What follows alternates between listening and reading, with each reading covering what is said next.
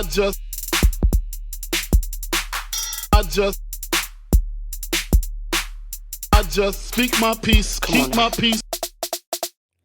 What's good, y'all? Welcome to the Speak My Peace podcast. As always, I'm your gracious host, Greg Lacey. Like we always do about the time I hope this episode reaches you all in good health, good wealth, especially during this time with the holidays. I want to wish you all a happy holidays, and if you are seeing this in the new year, happy new year. I do have a very special episode for you all as we close out this year. This is an episode I've been meaning to do for quite some time now. It's been a thought that I've been, wanting to delve back into covering music. For those of you who've been along for the ride since day one, you know that it kind of started off with me speaking on, worldly topics, sharing, my opinion on certain things, but also going to sports and music. And as I found my niche, I kind of moved away from music because there wasn't really room to get into music and covering what I was covering. So it's been about 3 years since we've really fully delved into it. And for this episode, I'm finally happy that I'm able to get back into music. So for all you who are listening and, used to the regular format of the Speak on Peace podcast, this episode is completely and fully about music. So don't be mad at me and you looking for some stories and certain things like that because I don't want y'all to be disappointed. But as y'all see here, I have not a guest, but a co-host for this episode. Someone I'm happy to have with me, my big brother. Want to say what's up to the people? Yep. What's up, everybody? This is Keontae. Man, I'm happy to be here. Happy to be talking about something I love, which is music.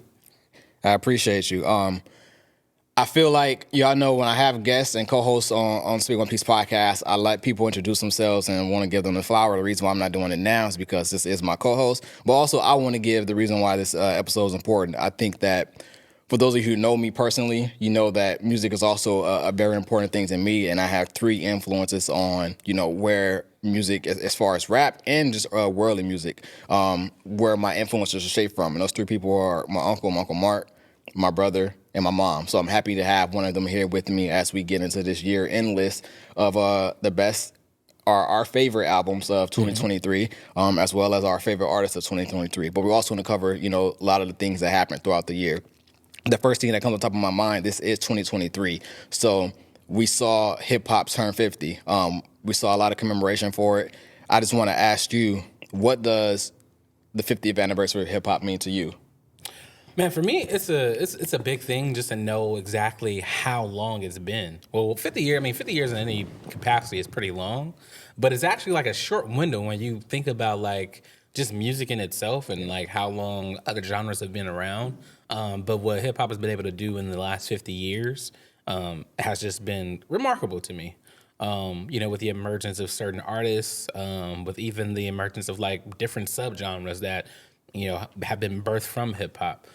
So it really means a lot to me, like, to really reach this milestone, especially in this last decade or so, or actually last couple of decades or so, where hip hop has actually been, the number one form of music worldwide. So I think another thing that people forget, or a lot of people don't know, especially people around my age, is that when hip hop started off, people were saying it was a fad. It was just going to be something to flash in the pan, something that was hot or something that was popular during the time to where it came out, and they expected it to fade out, and it didn't. And I think that shows the importance of black music. We know the history of jazz, we know the history of blues, we know the history of rock and roll and stuff like that. Like the influence of our culture and, our ability to stick around for so long. Like we think about it, jazz music and blues have been around for 100 years, and I think hip-hop is going to have that same trajectory. He spoke about, subgenres and different things like that. We are seeing a lot of hip-hop artists not have the traditional, we went from, the boom bap, we went from the golden era, we went to the trap, the dance, and we're seeing hip-hop continuously evolve.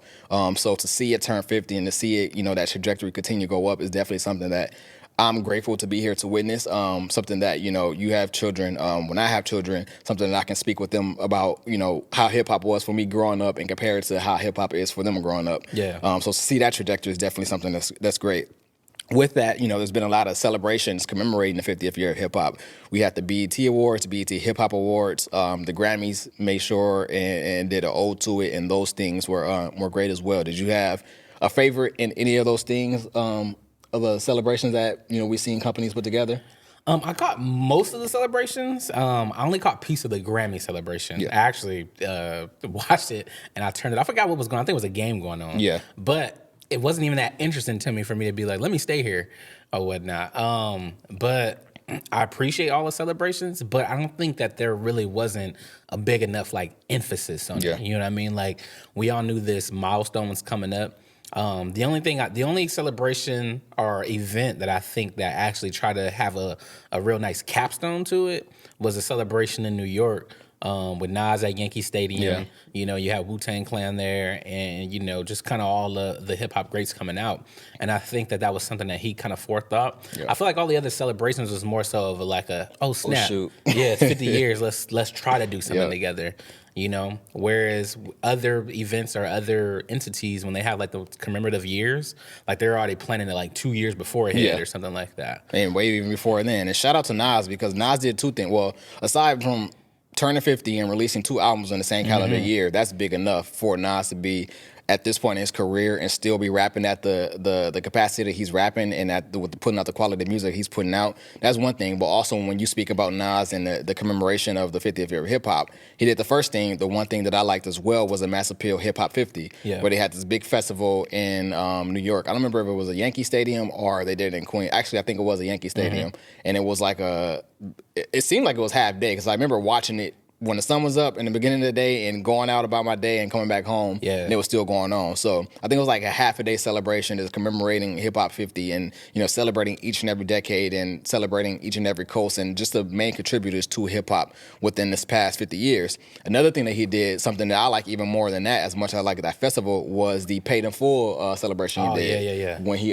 commemorated Scarface and I think it was Rakim, making sure that they get, you know, their flowers, but also, you know, not paying them, but raising funds to pay them for what they was owed, because, you know, we hear it a lot that rappers a lot of times they get tricked out of contracts, they get tricked out of their masters, they get tricked out of their rights and their publishing and things like that. So Nas, I don't know how long he's been planning it, but it goes back to what you're saying about, you know, just not just like oh shoot, we're at 50 years, let me do something. You could tell that this was something that was well thought out, from the rollout of announcing it to, you know, collecting the funds and then putting on the celebration to give them that money. I think that was something that Nas did that I really liked as well. I think that was very dope, because like I said, it wasn't just fun, it's just just to give them a little bit of bread, because oftentimes the hip hop pioneers, since like you said, when hip hop first started, most people looked at it as a fad, so it wasn't really profitable. And we have, you know, shoulders that hip hop grew off on, like people like Rakim, Melly Mel, you know, Marley Marl, and, you know, I mean, Kool Herc and everybody, and they weren't really getting paid like that. You know, and even today, like they're still not getting like as big of residuals, because most people aren't going back and really trying to research and listen to them. So that fund actually means a lot. It wasn't just a fund them with just a little bit of bread in their pocket, but they also set up like a healthcare fund for them. You're right. As well. And so, especially with somebody like Rakim, because I personally feel without Rakim, you really wouldn't have the emergence of flows from Nas, from like a Jay or a Big. And these are the 3 people that get mentioned the most when we think about top 5 lists. So to have the person there, you know, in Rakim, not, you know, or Nas, you know, trying to make sure he's taken care of and he's getting his flowers and his just due. That's a beautiful thing. And that's really what I wanted to see more happening in hip hop. Even thinking of the 50 years, I mean, like I said, while it's a glorious moment and I love the moment, I am kind of a little bit disappointed with the 50 years that we've kind of had in hip hop.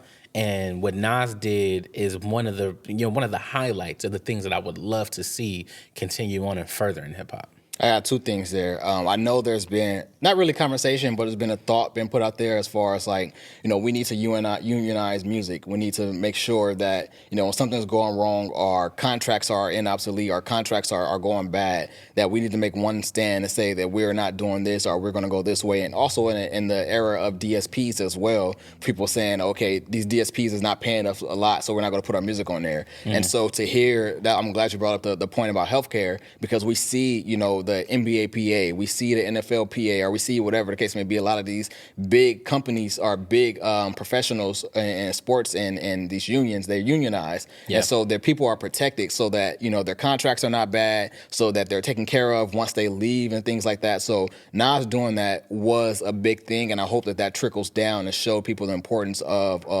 unionizing and standing together in one front. Another thing, you know, you were expressing your dismay about, you know, not really celebrating it. Who do you place that onus on? Do you feel like that's part of the record labels? Do you think that's part of the artist? Do you think that that's just the culture in general? Or is it somewhat none of the three? I honestly think it's really on the artist. I think it's tandem. It's on the artist and the culture. I don't really expect the record labels to do much because at the end of the day, most record labels, they're a business, and most of the heads of record labels, they really truly aren't of the culture. Yeah. You know what I mean? And like I said, with my disappointment, like the 50 years, is because even within the 50 years, a short time frame, the amount of money that hip hop has been able to generate, the amount of just culture changing events that hip hop has done, the amount of icons that have been birthed out of hip hop, the Jay-Z's, the Kanye's, the Drake's, you know what I mean? Like, these aren't just like, oh, I sold a couple thousand here. Like, these are people that are having billions of streams, and one of them is two of them are a billionaire. Yeah, I mean, Drake might be well on his way. And I just feel like with the amount that has happened in hip hop over time, over these 50 years, there should be much more to show for it. Yeah. Especially, I'm glad you brought it up. Like, when we think about, like, oh, should it be the record labels on this, for them to do it? There should be more. There should be actually more centralized record labels that are actually owned by the people who are of the culture or who are ingrained in this. That was gonna be my next question because I know you said you was part of tandem. Do you think that the artists have enough power to do it? Because we see it now to where, in the unfortunate passing of Nipsey Hussle, people go back and listen to his music, and now everybody is screaming, ownership. But prior to that, he had been saying that 14 years before everybody realized that he was saying that, and it took him passing for people to realize, like, oh, I got to go back and get my publishing rights. I got to go back and make sure that I own my music. I got to make sure I have my masters or things like that. So do you think that the artists have the power to even, if they want to commemorate it on such a large scale, to do so? That's reason why I asked you the question about who do you think it's on. In my personal opinion, I feel like it's the labels, and I don't think it's solely on the labels, but I like that your standpoint is saying that it's kind of like in tandem. But I asked that question because it's like, yeah, it kind of be in tandem. The bigger artists that you name, they have the power to do so, but some of these artists, they're on record labels and they can't do what they want to do. Yeah. And so, like, I feel that artists do have the power. What I mean by that is, like I said, we look at the one person who actually did something that I appreciate with Mass Appeal. Yeah. Mass Appeal, in this sense, is an independent record label. True. You know what I mean? He had, Nas has like distribution deals with other companies, but for itself is pretty much it's an independent record label. It was ran by him and his partners and his associates, and Nas was even able to do that in that little pocket to do what he did with the festival and bring awareness to hip hop. Yeah. And I think that artists truly do have the power. I feel like it's a little bit drastic, but I feel like it's almost like kind of the NBA. Like, I always float this idea, like, what happens if one day LeBron, Steph, KD, they all just wake up and say, you know what? I'm going to buy myself out of my own contract, and I'm going to get with these other two, and we're going to start our own league. Yeah, I mean, essentially, they are the talent. They're the reason why we turn on the TV to see. We're trying to see Bron go for 40 at the age of 40. You know what I mean? And if they were to just have that power and like start their own stuff, like, just think of how much more control they would have, and just how beautiful that would be to just actually build wealth. I feel that in the same pocket with rap artists. Just imagine if Drake, whatever his contract is with Universal when it ends, instead of renewing it, just imagine if he just went solely independent. You know what I mean? That would change the tide of music. It would change the tide of how record labels actually do things. And that's why I champion people like LaRussell, like a Russ. Yeah. You know what I mean? For actually having the guts to do something independent. But also actually educating people. Yeah, I'm about to say, actually educating people, building that fan base, building that awareness, and actually continuing to show you day by day, like, this is possible. What y'all waiting on? Yeah. Chance the Rapper's in the same the same pocket too. I think the artists, they have the power to do it, but it just takes actually doing it. Yeah. So, before we do get off of this, I want to ask you, since we are on the topic of Hip Hop 50, what is your earliest memory of hip hop? For me, I think my earliest memory of hip hop, and it may be earlier than that, it was the Back That Ass Up video. That was, I went on to end up becoming the biggest Lil Wayne fan ever, and this is before everybody became Lil Wayne fans. But that was my introduction to Lil Wayne. I remember I was living when I was living with my dad at the time. I was 6 years old, and we was coming back in the house from something. Actually, that wasn't my earliest hip hop memory. I have two. It was either that or the Rough Riders anthem. I don't know which video dropped first, but I remember seeing the Rough Riders anthem video. We was coming back from the house or something. It was me, my dad, and my uncles. and that video was on, and everybody was like something. I just remember it was commotion. Somebody came out and said this video was on. Everybody was running in the house, so I followed everybody, and I remember seeing that video, the motorcycles, the dogs, just something that I've never seen before. So it was either that or it was back that as a video. But that was my earliest memory of hip hop, is seeing either of those videos. Yeah, it was. I think DMX came first. I believe that Flesh My or that As Dark as Hell Is High album that came out in '98. Yeah. Oh, And, yeah. But honestly, I mean, for me, my background, like, you know, my pops is in hip hop, and so my earliest like memories of hip hop is like kind of being around people like DJ Quick and seeing them in the studio. But that was just more so an organic feel, like, you know, it was natural for me. But my like, oh snap, like there's music everywhere moment. It's kind of the same thing. I remember seeing the Flesh of My Flesh album cover of DMX, and I was thinking like, bro, this is. Like, I've never seen anything like that before. But just that year when him dropping Flesh of My Flesh and Blood of My Blood and As Dark and Hell Is Hot, that was the first time that a rapper actually dropped 2 albums in 1 year.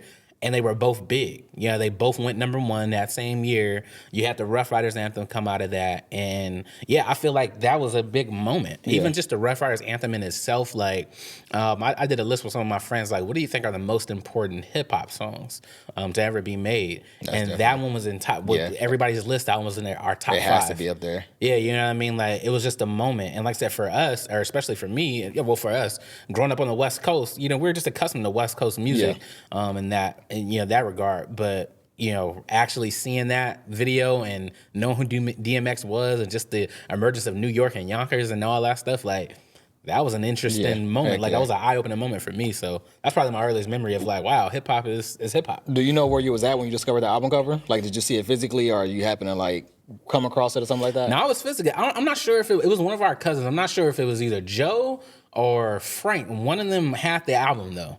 And bought the album, and I remember seeing the album cover that way. Yeah. And thinking, huh.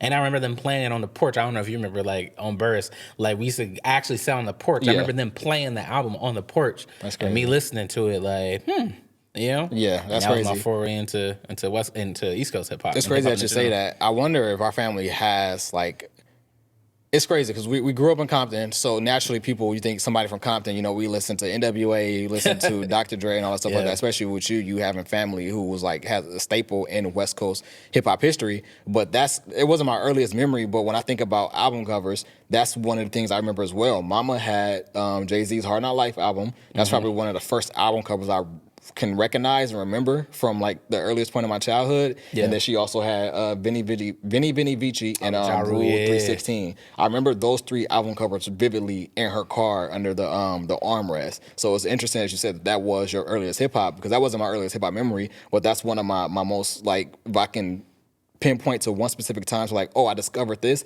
it was seeing those albums from Mama, and Mama being somebody who was born and raised in Compton, and she has these albums from Jay-Z, who's from Brooklyn, and Ja Rule, who's from Queens, and she has all these albums, and that's kind of like what introduced me to East Coast hip hop. Yeah. That's tough, man. I miss back in the days when actual albums covers actually had the name on them. Yep. You know, nowadays people just take a picture and post it, and that's the album cover. Shoot, song titles too. I go through that a lot with, like, I can recognize an album like through the sonics. Like, if I'm listening to Lupe Fiasco to Cool, once Superstar goes off, I automatically know what song is coming up next because it's just a feeling. I listened to this album so many times. And when I was younger, how I memorized a lot of album track listing was because the song titles were actually in the songs at some point. And in the past 10 years, that haven't been the case. So it was like I had conversations with you, and I'd be like, oh, I forgot the song names because, like, the song name is not in the song at any point. Right. The song could be called Blue, and they talking about government agencies and stuff like that. How does this correlate? Right. So, yeah, shout out to hip hop. Hopefully see another 50 years. Hopefully see another 100 years, because it has played a very vital role in our lives, and I'm pretty sure it will continue to play a very vital role in our life. Now, going back into, you know, our memories and, you know, what hip hop was for us growing up, we're now here in the year 2023. This is 50 years since the start of hip hop. How do you feel about rap music in total for this past 12 months? Like, in terms of the quality of music, the artist output, the big albums, the big records and different things like that. Like, overall, how do you feel about it?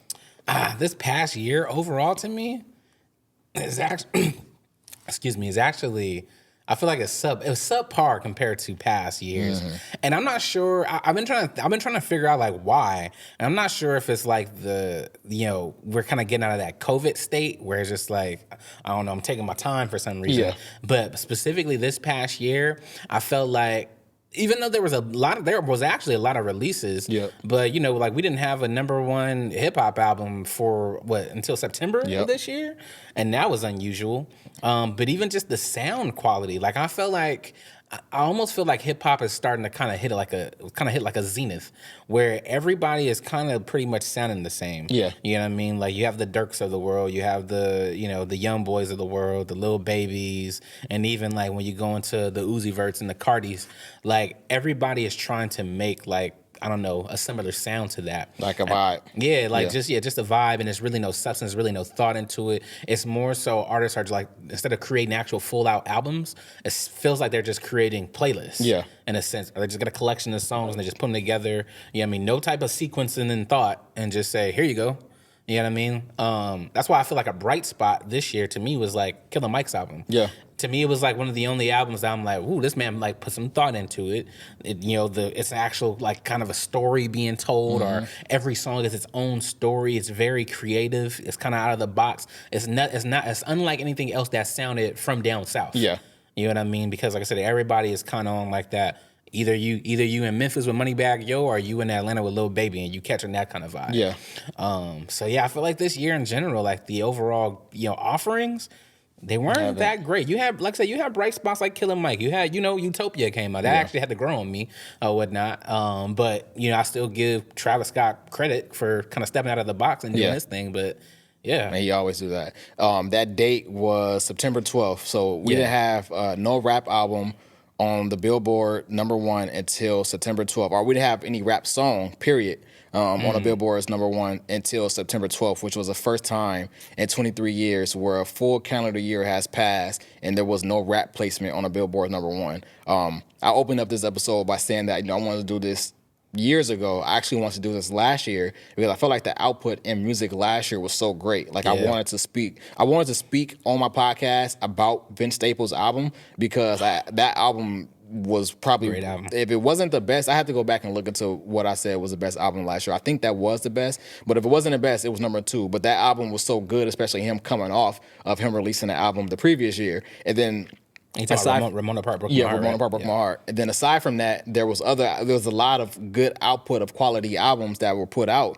And I was like, I had to speak about this. And then push came to shove, with me, I procrastinate. And so I never reached out to you and planned on doing this. But I was like, okay, this year I actually got to do it. And then this year came, and I was already thinking about it in the beginning of the year. And I was like, okay, there's not really that many quality albums coming out for me to want to speak about. And then summer came through, and I'm like, it's still not that much to speak about. And so I think it picked up towards the end of the year till we started seeing a lot of the bigger names release. We started seeing, the Drakes. I think Lil Baby released the album this year. NBA YoungBoy is going to release the album as long as the sun and the moon goes up. So we see that. The Travis Scott Utopia came out, and so we seen a lot of the bigger names start to put out projects. But I think that came in the second half of the year, and that was capped off by Killer Mike. Once Killer Mike and Gunna dropped, we started seeing a lot of the bigger names start to come out of the shadows. So for me, overall, I felt like it was a roller coaster because I definitely felt like in the beginning of the year, I was like, it's not that many good rap albums for me to even, run to the top of the hill and scream, oh, this is great, this is great. Check this out, this out, And then we got a great album in Killer Mike. We got another great album in a Gunna. And then we started to see a lot of output of good albums, a lot of output of bad albums, but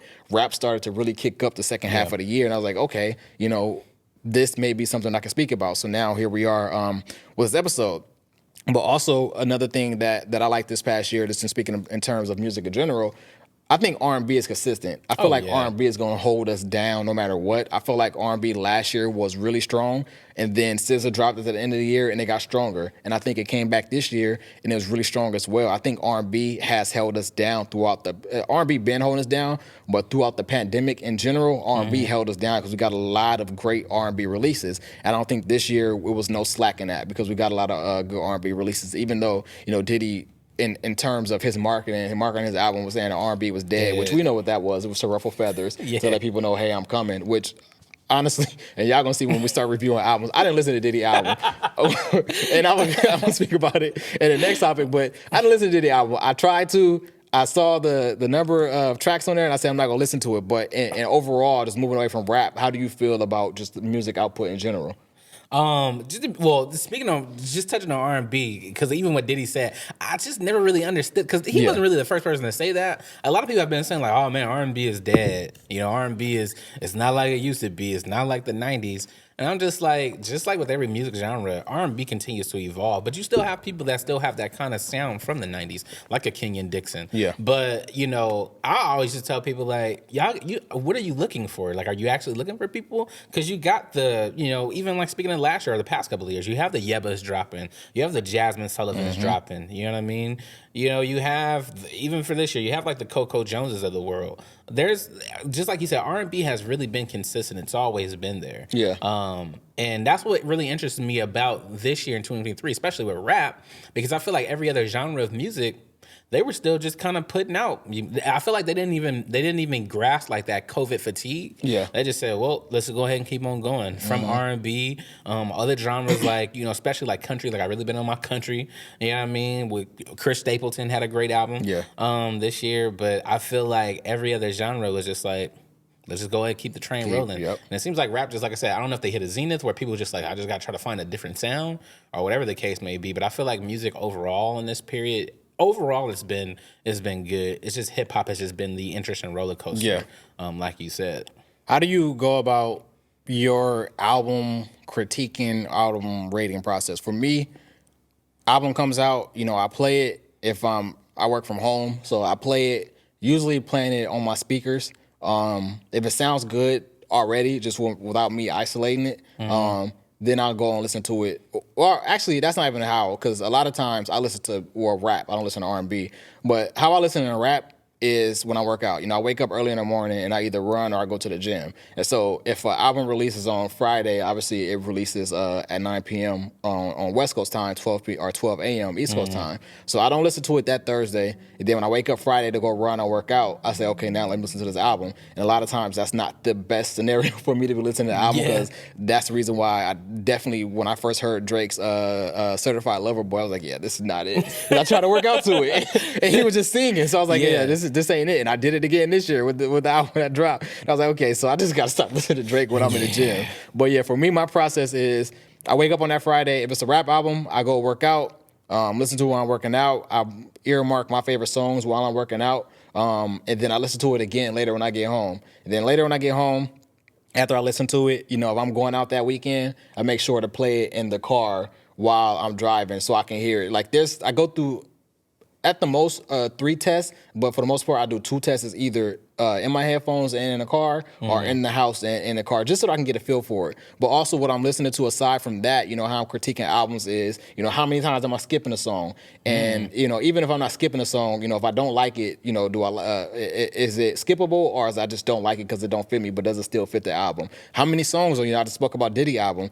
At this point in 2023, if I go to a new album and I see more than 17 songs, I'm already turned off, because it's like, bro, I don't want to sit here for this long and go through that many songs. Yeah. But there are albums where it's that many songs, it's like, okay, I'm going to listen to it. Yeah. So that's what happened to me with that Diddy album. Was like, oh, I see all these features and I see 20 plus songs. I don't know if I'm actually going to get through it, because that's a lot to take in. But some people were saying it was good. Some people were saying it was bad. So what is your process when you're critiquing and discovering albums and stuff like that?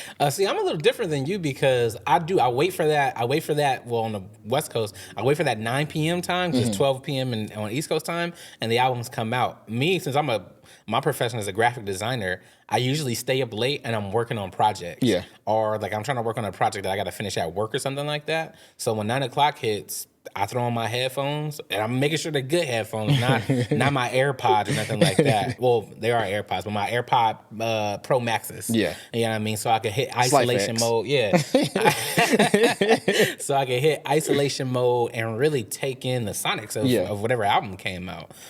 So I do that first on that Thursday, and I usually stay up till about 12 a.m. West Coast time, and then I go to sleep. The next morning, I'm doing a car test like you. So on my way to dropping off the kids at school and then going to work, I'm doing a car test. You know what I mean? Playing the same albums or the few select songs. I was like, let me hear how it sounds in the car. Then I get to work, And then during my job is like so relaxed. I do a lot of breaks on my job where I just put my headphones back on. I go outside and like walk around the building or something like that. And then that's my third test. But when I'm listening to these albums, like how I'm critiquing it, first I'm looking for creativity. Yeah. Creativity is number one for me because I just don't want to hear copies of what somebody else has done. So I want to see how creative you can be. And creative is either with your storytelling, with the choice of producers that you worked with or whatnot, or even just the melodies and the harmonies, which really equals to vibe. That's what people say when I'm trying to feel the vibe. It's really the melody and the harmony of whatever song it is. So I'm looking for that first, and then I'm just looking like you. I feel like there's in the streaming era, a lot of people are starting to put out albums that are like 22 songs, 23 songs, and it's a business decision because they're trying to capture the amount of stream plays going or whatnot. And like I said, the last long album that I really loved, that was long like that, was probably Lupe Fiasco's The Cool or Drogas Wave. You know what I mean? Those are albums that I listen to straight through. But like I said, for the most part, I feel like when people do that 22 song list, they're just throwing songs together, and it sounds just like a long playlist. So I do check for the track listings to see if they're long or not. But since I do take that time, I actually do listen to them fully. Like I listened to Diddy's album full through. It was okay. I don't give it as high praise as everybody else because I see a lot of people that was like, oh man, R&B is back. I'm like, R&B has been here, and I'm like, there's people that are putting out stuff like Aaron Ray is putting out better stuff than this. You know what I mean? So, but yeah, that's pretty much my overall process. But also, too, the last component of that is when I do my listen on Thursday night, usually I don't know why these people wake up this late, but I'm a part of a Clubhouse group that we just strictly talk about hip-hop. At 11 o'clock every night, my time, we open a room and we all listen together to like the one big album that came out that week. Yeah. We'll listen to that full through, critique that together, and then we start discussing all the other albums. Okay. Or whatnot. So, I try not to just critique about myself and just what I feel, but I also want to hear the opinions of other people. But yeah, that's pretty much how I critique an album. And I think the real last part is replay value. Yep. Oftentimes I get an album and I'll play it for maybe that first 2 days or that first weekend, and I might not revisit it again. Yeah. And that's happened very often as we go deeper into the streaming age. Like I said, I think it's because people aren't really putting the creative process into creating their album, so I don't want to stay there that long. Yeah. But those that make actual soundscapes out of their music, it's almost like listening to a movie in a sense. Yeah. So you want to continue to listen to it. Which is interesting. You said that Travis Scott album grew on you because it grew off of me.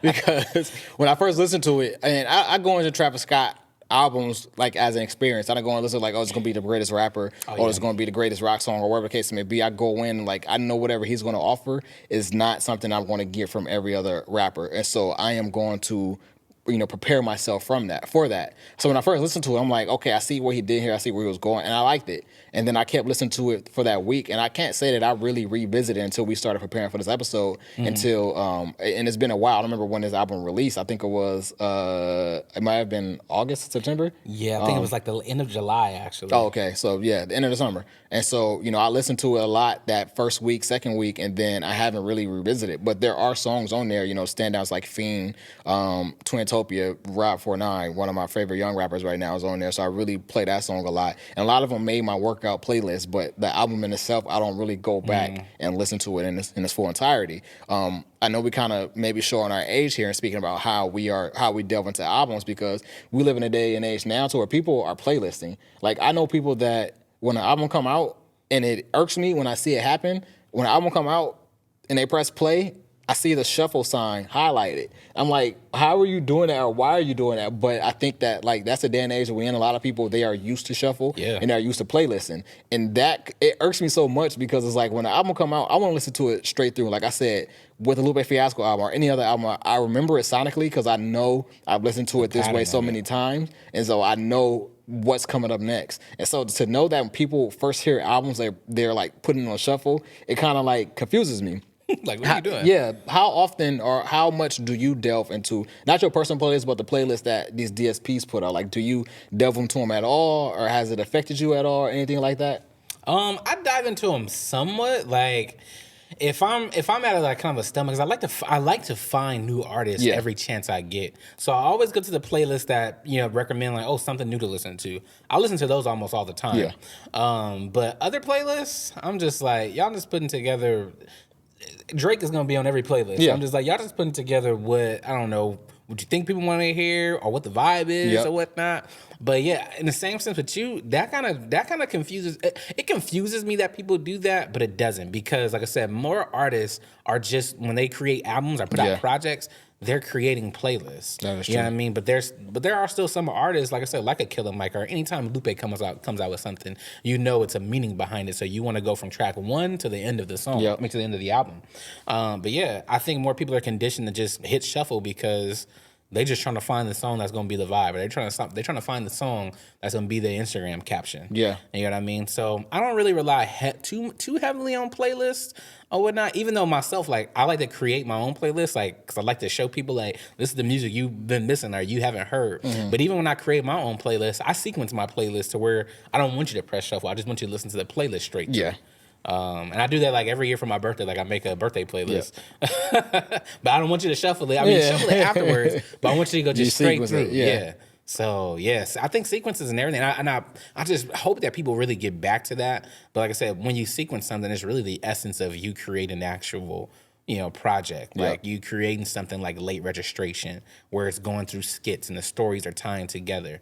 And there's really not that many people, even doing that now. Shout out to Lil Wayne and 2 Chainz, because they actually had like skits and stuff on Welcome to College Grove. And broke it up into pieces. Yeah. That's another thing that we both forgot to mention when we were speaking about how we critique albums is also sequencing. There's been a lot of times where you and I had conversations about albums that were good but could have been greater had they had been sequenced right, and that is really important. Just like you don't go into a Netflix show or a Netflix series and you start at episode 3 or you start at episode 2, because you're going to want to know what episode 1 was about. Like when you have albums that start from the front to the back and it tells an entire story, granted, not all albums are going to be concept albums. So those concept albums, they're going to follow a timeline and the story that they're trying to tell you.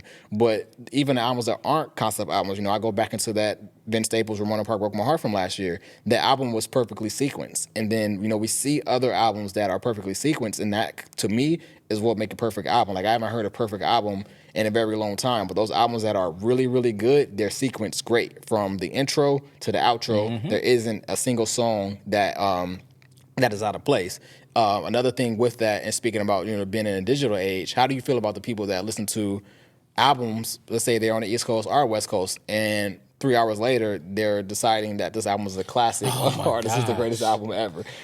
I come from the cloth of like, you gotta live with an album. Yeah. Now there are some things I hear like firsthand, I'm be like, this is gonna be one of them ones. You know what I mean? Like, for example, when Miss Em Around the Big Steppers came out, while I already immediately knew this isn't gonna be a high replayable album because of the heavy content on it, I could understand from first listen, like, oh, he's doing something that 5 years from now, people are gonna revisit this album and be like, oh, this is what he was trying to do. Yep. Are they gonna hold, I don't know, Harvard classes on the album like they've been doing other artists?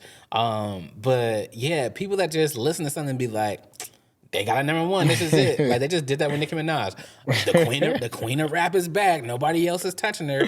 And I'm like, the album been on for 2 hours. What are y'all talking about? Hold on, Barbs. Before you keep on going, please do not attack us. I see what y'all been doing to Elliot Wilson on his internet, and I am a fan of Rap Radar podcast, but I'm not standing with Elliot Wilson. Man, but I mean, not even just with Nicki. Like with anybody. Like anybody can put out anything now, and if they have like a cult following behind them, it's an automatic classic. Yep. And I think that people are really, the word classic is beginning to lose its touch because people are stamping everything classic. Yep. Just like people are stamping everybody GOATs now. Like the term GOAT is greatest of all time. It's not the greatest of all time. And they're trying to trying to change it by saying, "Oh, that's my GOAT." I'm like, no, it's just GOAT. Like if that's your favorite player, that's your favorite player. Like I'm thinking back with there was a bunch of young NBA players prior to the draft were saying, Paul George were they GOAT. Like I understand that Paul George is one of the most skilled basketball players we've seen in the past 10 years, but you can't say you're GOAT. Say that's your favorite player. Like a GOAT is greatest of all time. And that's what it should stand for. Not to cut you off, but yeah, we see that a lot with these artists that have cult followings, and that's a lot of times where I know y'all hear me talk about Drake a lot on here. I'm not a Drake hater, but I'm not a Drake fan. And I think the reason why I go so hard left on being a Drake fan is because Drake fans make it seem like either you're a Drake fan or you're not. It's like religion. It's like it's no lukewarm Christianity. It's either you're Christian or you're not. And that's how Drake fans treat him. And so a lot of times when I don't have that much to say good about Drake, it's because of his fans, where they were like, you either don't understand him or you didn't listen to it the correct way. Like when his album came out, Drake got a lot of criticism this year because it was like, oh, this was another a mid album. Yeah. And people are finally starting to get fed up with like Drake just putting out whatever he want to put out. And then, there were the people that were on that fence of like, this is just a mid album. Like we're not about to say that he's put out a great album or the best album of the year. We're going to finally be honest with y'all. And then a week later, we started to see people come back and say, no, y'all just didn't listen to him correctly. Like, what does listening to an album correctly mean? If I didn't like it, I didn't like it. Yeah. Yeah, and see, and I think that's really the unfortunate thing too with like the labeling stuff a classic instantly is that some people just become delusional. Yeah, like even with Drake, even like before this album came out, people used to always say like, "Bruh, Drake just don't miss," and I'd be like, "He be missing. He missing. He be missing."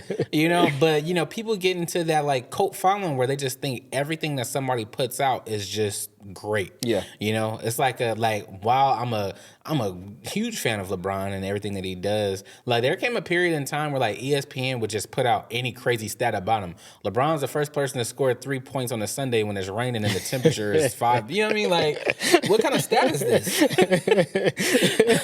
So I feel like people are starting to, they kind of, levy their way in to do that with music. And it's like, no, not every album is classic. Not every person is a legend. Not every person is a GOAT. You know what I mean? Like, Illmatic doesn't stand against, can't stand against, certain albums can't stand against Illmatic. Yeah. You know what I mean?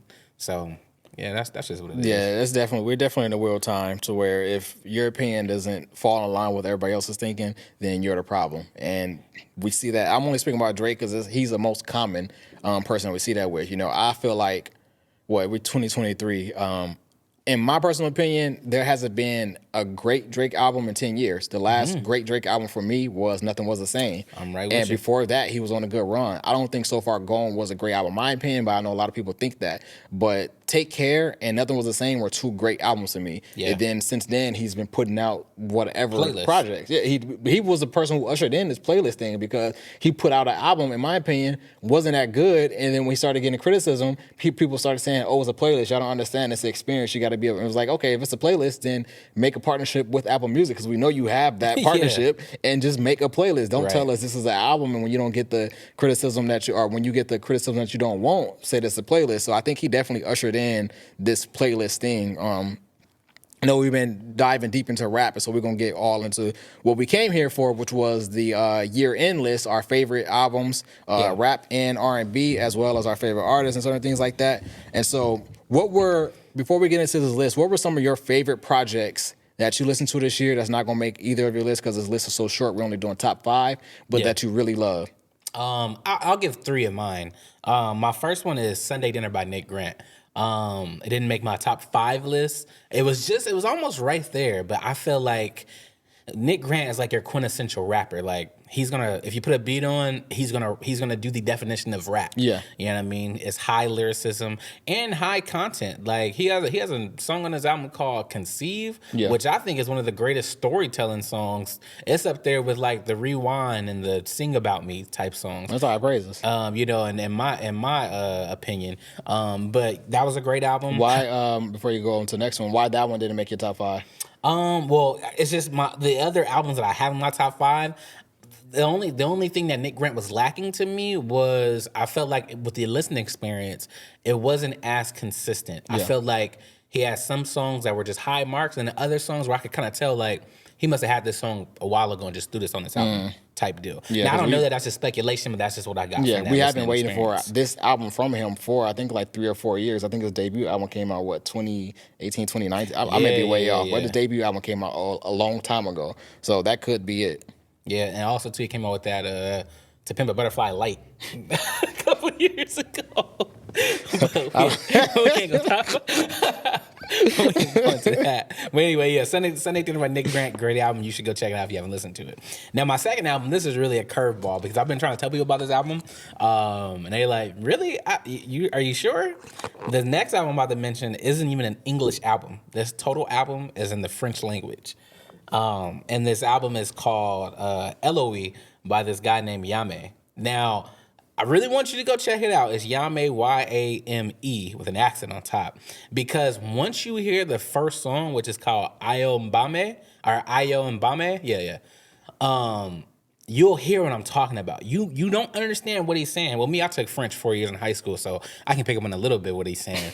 But the average person isn't gonna know what he's saying, but you're gonna love the vibe. You're gonna love the melody that he has. And honestly, this is one of the songs. It came out around my birthday, actually in October.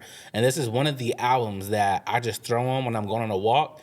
And I'm walking and I'm just bobbing my head. I'm feeling the melody of it. It's really the soundscape that he was able to produce. Yeah. Whatever producers he were working with in France, like they're using live instrumentation. You can hear it. You can hear the cymbals. You can hear the drum patterns kind of fade in and fade out. Like, oh, this is a live person playing an instrument. And I really appreciate that. But aside from that, aside from knowing what he's talking about, you just feel it like, bruh, like this is... If I can understand the language, I know this is be dope. Yeah. So that's my second. And then my last one, this one didn't make my list because we had a criteria where, the album had to be a certain time length, it had to be a certain number of tracks. And this one just missed the mark. But it's how much does a Piece of Mind cost by La Russell. Now, if you know La Russell, independent artist, this man puts out an album probably every 2 months. That's what I'm guessing, like an average. He puts out an album every 2 months. And when you put out that much content, like it's hard for you to really grasp onto something or catch on to something because he just has so much out there. But this one in particular, I listen to every one he puts out. This one in particular was really the first one in a long time since like I first found him back in like 2019. This was the first album I was like, man, this is some actual good stuff he's talking about. If this album would have had like 4 more tracks on it, it could have been one of the top albums of the year. But more so, it plays like an EP. Yeah. But bruh, just like I said, the producer he was working with, the subject matter that he has on there. He's talking about he's always talking about being an independent artist. He's talking about therapy. He's talking about self-reflection and stuff. You know what I mean? He's talking about just the everyday things that we feel like. One of my favorite songs this year from this album is called Scaredy Cat, where he's doing self-reflection and just talking about, just like the ills of becoming famous and, really becoming successful and the dangers that come with that and the things that you're scared to do, the fear that you have of like trying to be the better version of you. Okay. I just thought it was a dope concept. But those are my 3 that missed the mark. I'm gonna be honest, I apologize to Russell. So we had for the viewers, we had a full list of like all the albums that we are considering. And this list is probably like 100 albums, give or take. And so I probably listened to like 97. And La Russell was one of those albums I didn't listen to just because although I'm a fan of him as a man, as a fan of him as a businessman, I haven't been that great of a fan of his music and his albums. Right. I love his performances. Every time I see him perform or every time I see a video or run across a reel on IG, I always sit there and watch it. But his music output, I feel like the past 2 years, I have tried and get into it and it just haven't been my cup of tea. Yeah. So when I saw it on the list, I'm like, I'm not going to waste my time with trying to press play on that album because have listened to his albums for like the past 2 years, and each and every time I've had the same experience. I was like, okay, well, I know what I'm going to get out of this, so I'm not going to waste my time with that. Next? So I'm definitely going to listen to it. I'm glad that you mentioned that and said that because I'm definitely going to listen to that after we get done recording because that may have just been something that we missed. For me, some of my favorite albums that did not make this list. Let's see, what do I have here? My favorite one, not my favorite one, one of the top ones that we were actually just speaking about was this Gareth Duncan that you put me on. That album and that entire experience was something that I couldn't have foresaw and something that I haven't experienced for the past 20 years. You spoke about, your history and your family and your family history with music. And because of that, I have been privy to a lot of the DeBarges because your family worked with the DeBarges a lot growing up. So I grew up a fan of El DeBarge and Chico DeBarge and just the entire DeBarge family. And even as an adult, I go back and rediscover some of their music. When I put on this album, first of all, just from the cover, I did not expect what I ended up listening to. Like you hear a lot of that like Roger Troutman type of production. You hear his vocals sound, and I'm not even saying this is. I know comparison is what is this saying? Comparison is the Thief of Joy. I know comparison is Thief of Joy, so I don't want to compare him to DeBarge. But when I press play on that album and I start to hear the first song, I'm like, this sounds like a DeBarge. It gives you that feel. Yeah, and then you go on throughout the entire album, and it's like just a sonic experience of like those same type of instruments that I remember hearing growing up, but also the voice reflection and things like that. I'm like, is he related to them? He just don't want to use his name or something like that. But it sounds like it can be easily mistaken as a modern day DeBarge. So I encourage y'all to definitely listen to Gareth Duncan. Where did I just have that at? Gareth Duncan. What's the album called? Dang, what is it called? And you just said it. I just had it in front of me. Gareth Duncan, Welcome Home. Yeah, Gareth Duncan, Welcome Home. It only has 2 albums. So. Yep. I'm tripping. Another one of those albums that's on my list that not going to make either of those. Or the reason why that didn't make my R&B list, I want to say, was there was definitely a lot of great output of R&B, and there was a lot of R&B that I felt like experimented with different sounds. Like it's not, you can listen to this album and it's not the same straight through. And so when I was going through picking my top 5 albums, that was it had a huge portion of how I was grading these albums, because there was a lot of great R&B albums, but the sounds consistent through the entire time. And then there were some great R&B albums to where the sounds different, and it still is consistent with the artist being true and genuine to themselves. So that's literally the only reason why that album didn't make my list. That makes sense. Is because it just sounded the same throughout the entire album. There was some that did a little bit different. The next album that didn't make my list that I'm sorry, not even sorry, but I'm sad that it didn't make my list is a rap album, The Mind of a Saint, Sky Zoo. I feel like for the past 7 years, Sky Zoo has been in my top 5 album list every year consistently, because that's the quality of music he's been putting out. Yeah. And this one just didn't make it. And the only reason why I didn't make it, because there were a few skips on this album. This album is told from the mind state of Franklin Saint, if he was a rapper. Sky Zoo is a rapper from the East Coast, and he created this, not the fictional character, but he created an album from the mind state of Franklin Saint from the hit series Snowfall, and he's rapping about that. He's rapping about Franklin Saint experiences. He's rapping about, Franklin Saint. Literally the last song of the album is him in this fictional meeting of Nipsey Hussle's father and Nipsey Hussle's brother running into them in Crenshaw, things like that. Like, that's how far along he goes to tell the story. Creativity on 10. Yeah, 1,000. And Sky Zoo is really great with that. That he's one of my favorite rappers and have been for the past decade, because he's really, when we speak about the technicality of rapping, he can do that with the best of them. And so literally the only reason why this album didn't make my list is because there were some skippables on the album, and there's probably maybe just 2 skippables, but in comparison to my experiences with his other albums, there was not skips. Like, I could listen to all the rest of his albums straight through, and I wouldn't skip a single song. And there was some songs on here, it was like, I can live without it. But I understand how hard that is to be telling. It's a conceptual album, but you're also telling it from the mind state of a fictional character. Like, I can understand how hard that is. So for that album to be that good, despite that, I still commend him for it, but there were other rap albums I feel like that were better than his as far as my top 5 goes. Yeah. My last album that didn't make either of those lists, that really is on this list of honorable mentions, the only reason why I mentioned it is because it surprised me. Shrimp for Life, Ray Shremmerd. Oh, yeah. I listen to all their albums all the time, and I go to it for that experience. It's a vibe, it's turn-up songs. This wasn't that. I mean, it was that, but there was songs on there like Something I Forgot, where I was like, wait, what? A little different. Yeah, and that just comes with growth. They've been in the news, not in the news, but, a big story the past 3 years was, they have a younger brother who, I don't know if it was their father or their stepfather. Forgive me if I'm I think it was their father. It might have been a father. I think their younger brother killed their father. And so in that song, they're talking about it. So to see them two, who's been, the turn up anthems and, the party club songs. go-tos. Yeah. See them to get that introspective and not seem like it's too far outside of the box. Like, that's one of my favorite songs of the year. And it's not even just that song. Like, the other songs on there as well, it's their more, upbeat party bangers, turned up songs, whatever the case may be, and it just sounds really good from start to finish. I think it may be like a song or two that I won't go back and listen to, but they really surprised me. Yeah, definitely. I'm about to say, even when I don't know who their producer and their engineer were, but I also listened to the quality of sound. Yeah, even this album compared to their other albums, it's just even sharper on the mixing. Or whatnot. And I feel like they're not with just their content growing, but I feel like their production choice actually grew a little bit on that one too. So yeah, I'm right with you. That was a good album. Speaking of producers, who are your top 3 favorite producers of this past year.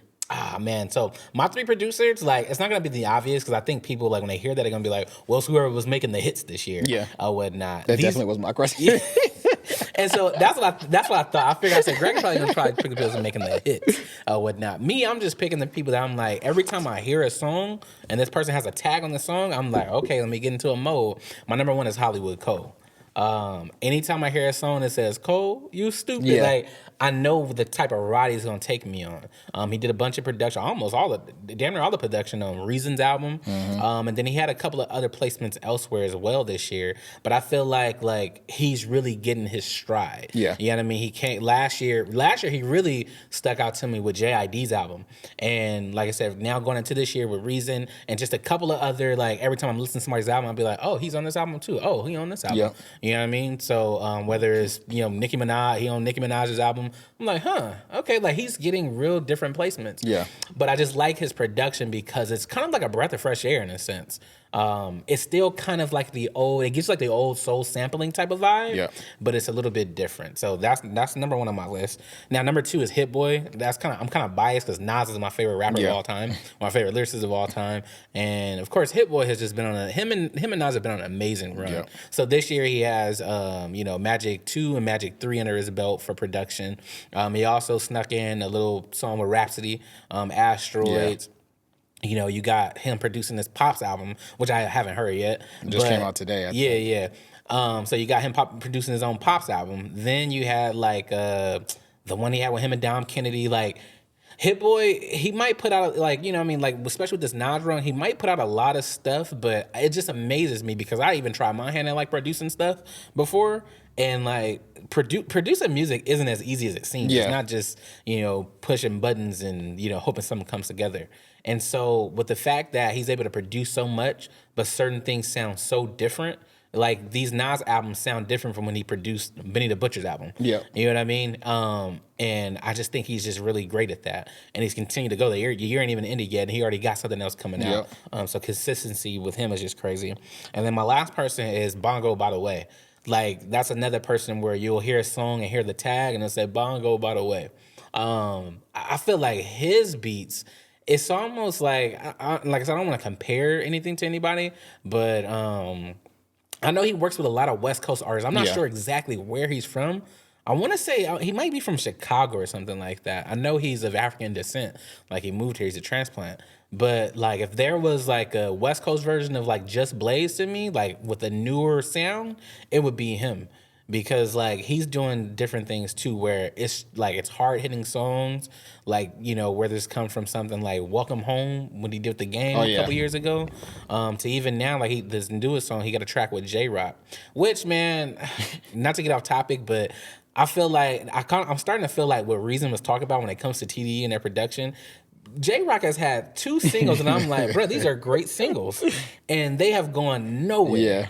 You know what I mean? That one was big, too, because it was like you got... you talking about the one with Lotto and Anderson .Paak, right? No. That's Mustard. That's Mustard. Okay. But he has another one. I forget what the actual title was, but it just came out. The one where Nickerson Gardens Still in the that desert. way. Still that way. Yeah. So, you know what I mean? Right. And I'm just like, bruh, that song and the one with Anderson .Paak and Lotto, the one with Anderson .Paak and Lotto should have been a number 1 record. Especially it came out in the summer too. Yeah. I don't know what happened with that. But anyway, yeah, those are my 3 producers. Mine is I'm not even going to go too long in speaking on mine because mine is eerily similar to yours. I feel like Hit Boy, it will be a diss to not include him in any of your top 3 favorite producers of the past 2 or 3 years because of his handprint across all genres has been there, and I think you just can't miss that. So Hit Boy is definitely on my list. The other one I have is just Alchemist. I think a lot of the rappers I listen to, they work with Alchemist, so I'm always introduced to Alchemist production, even if I don't want to. Also, he doesn't slack in doing those duo collabs. You got Larry June, you got Earl Sweatshirt, you got Westside Gun. He's doing half of Benny album next year. And so he's just like Hit Boy. He's a workhorse, and it'll be hard to miss him. I think the only difference between those two is Hit Boy, he branch out and he go into R&B or he go into pop, whatever the case may be. And Alchemist does hip hop. Which rightfully so, because Alchemist has been around for 30 years in hip hop for a long time. Yeah, and so fun fact, Alchemist, one of my top 5 greatest beats of all time was Alchemist beat. That We Gonna Make It beat with the locks. Psh, I had no idea Alchemist made that. That's Alchemist. And you think about that beat, you like, that's quintessential Yeah. rap. That's Alchemist. Dang, that's funny. I never realized that Alchemist did that. But yeah, Alchemist is definitely the other one on my list, and then the next one on my list was Bongo as well. It's the same thing for me. When you hear songs, you hear that beat. It wasn't the first beat I heard from him, but the one that comes to mind when I first think about it, it was Game's 1992 album. Oh, yeah. That's yeah. one of my favorite Game recent albums, and he was all over that album. So I think that might have been my introduction to him. It could have been earlier, but that's the one that stands out. And ever since then, every time I hear one of his beats, it's like I know what I'm in. I know the ride that I'm in for. So Get prepared for it. Yep. So shout out to them. Now we're gonna get into our favorite albums of this past year. First, we're gonna start off on R&B. We're just gonna go.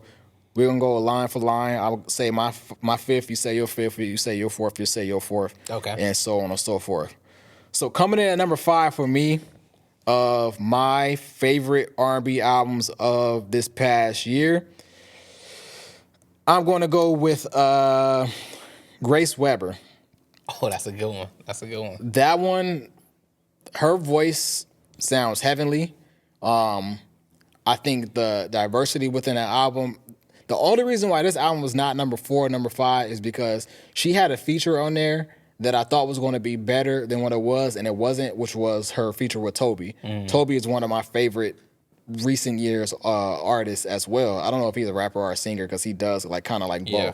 So when I was listening to this album and I seen his name, I was like, oh, when I get to this song, I know I'm really gonna like it. It didn't turn out to be what I thought it was gonna be. But her album is a great listen full through. That album is called Paper Flower, Grace Weber, Paper Flower. Her voice sounds heavenly. The production on the album, it sounds great. I believe she's a UK artist.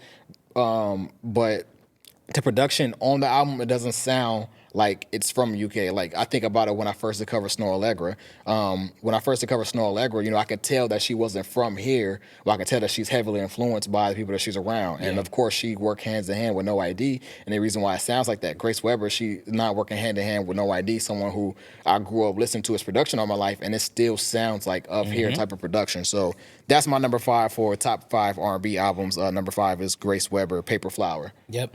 My number 5 is Water Made Us by Jamila Woods. Now, I'm a little bit biased because I feel like anything that Jamila Woods put out, I'm going to listen to, whether it was Heaven or Legacy.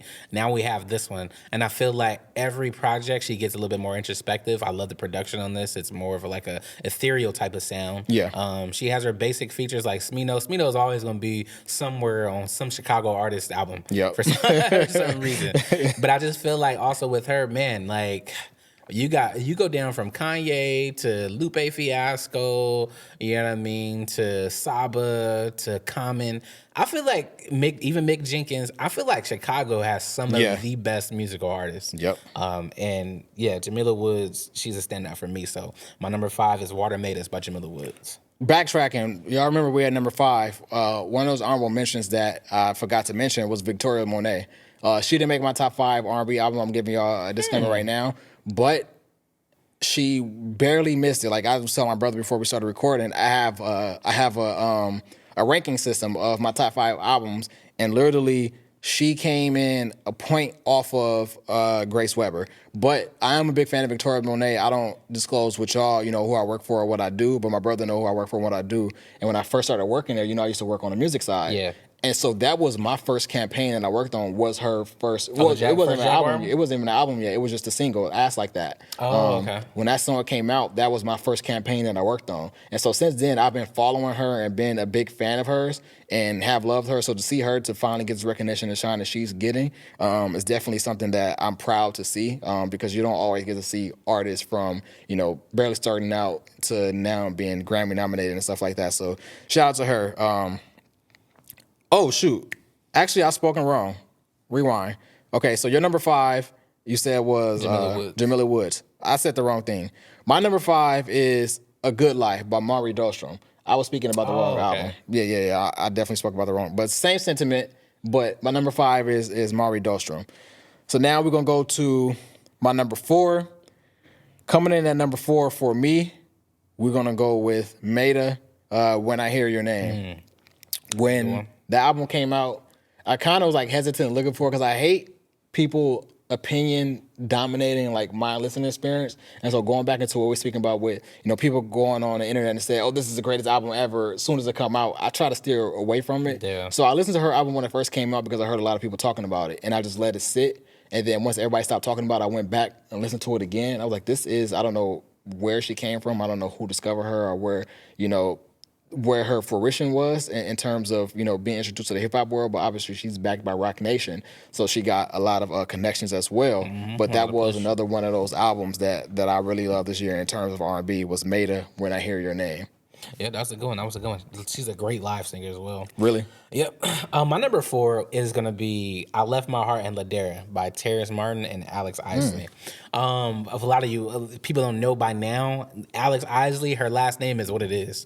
She's a part of the Isley family. And I feel like with every project she has, really, me and you went to it was like a Quincy Jones celebration or whatnot. Before we went there, though, I had just heard her for the first time, like, I don't know, like 3 or 2 months ago before that.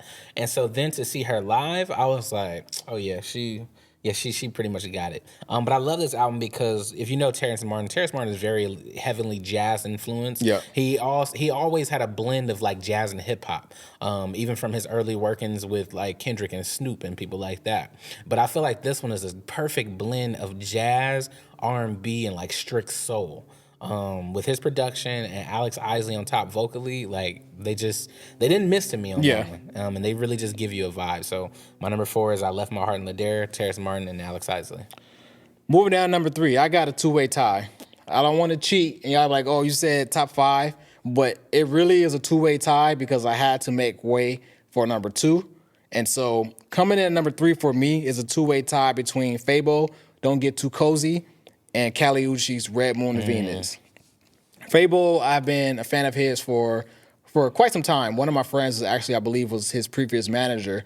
And so I, listened to his projects as they release and things like that. And this project, you could tell, was a step in separation from what I've been used to in terms of the features he's have on the album, in terms of the production. His pen has always been great because he's been, before he stepped into the limelight, he has done a lot of work for a lot of big artists. And so he's been one of those artists, like, speaking about Victoria Monet, who has been working behind the scenes for quite some time now. And so a lot of times when you see artists who, are songwriters, they don't really get the shine that they should get, even if they are great singers, because they are such great songwriters. And a lot of people prefer them to do that. And that was kind of like a crutch for Victoria Monet when she was expanding into becoming a songwriter. And I feel like it's kind of has been the same thing with Fabo. He hasn't been getting a lot of shine as an R&B artist because he's been writing for some of those bigger R&B artists. And I think a lot of people love those songs and love those artists that he writes for, so they don't actually pay attention to him. But this album, great listen all the way through from start to finish. I don't believe I skipped anything on that album. But this goes into what I was speaking about in terms of, albums can be great and then you don't hear that much different of a sound. And I think that's what it was for this album. That's really the reason why it's coming at number 3 and not number 1, is because I think the sound throughout the entire album is different. But the reason why he's on this list despite that is because he has features on there and it doesn't sound like he's going too far out of his realm. Like one of the singles on the album was the song he had with Aaron Ray. And then he has more songs on there with features and stuff like that, to where it doesn't seem like he's going too far left of his identity. And so I love when artists are able to do that and keep people within their world. Kali Uchis, which was my other number 3. I love when people whose first language is in English not lose their identity, because I understand how much that means to them to be able to speak in their native language. And so I know this has been the thing of hers, and not the first time she's done it. Kali Uchis, this is probably I think this is her 3rd album in probably 4 or 5 years. So she's always done it since she's burst onto the scene.